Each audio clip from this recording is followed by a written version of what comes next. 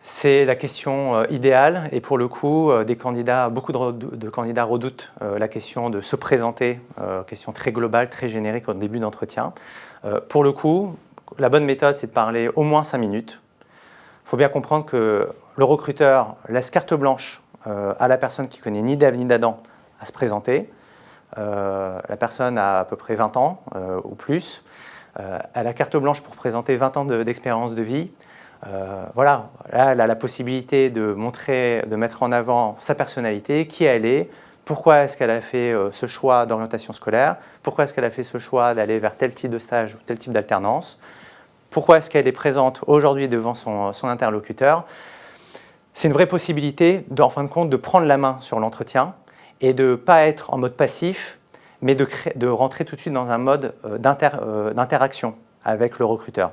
Et donc, en fin de compte, d'orienter les futures questions.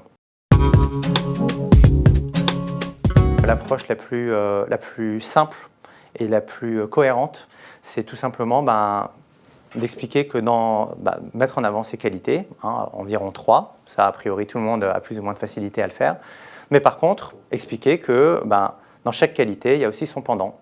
Et pour le coup, c'est plutôt logique et c'est plutôt cohérent.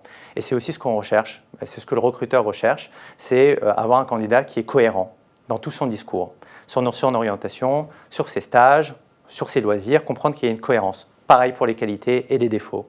Être honnête intellectuellement, de dire « Ok, j'ai telle qualité, je suis très réactif, en défaut, je suis quelqu'un d'impatient. » Ok, c'est pas un mal, parce qu'après tout dépend comment la personne a appris à gérer cette qualité et ce défaut. Mais c'est donc la cohérence qui prévaut surtout.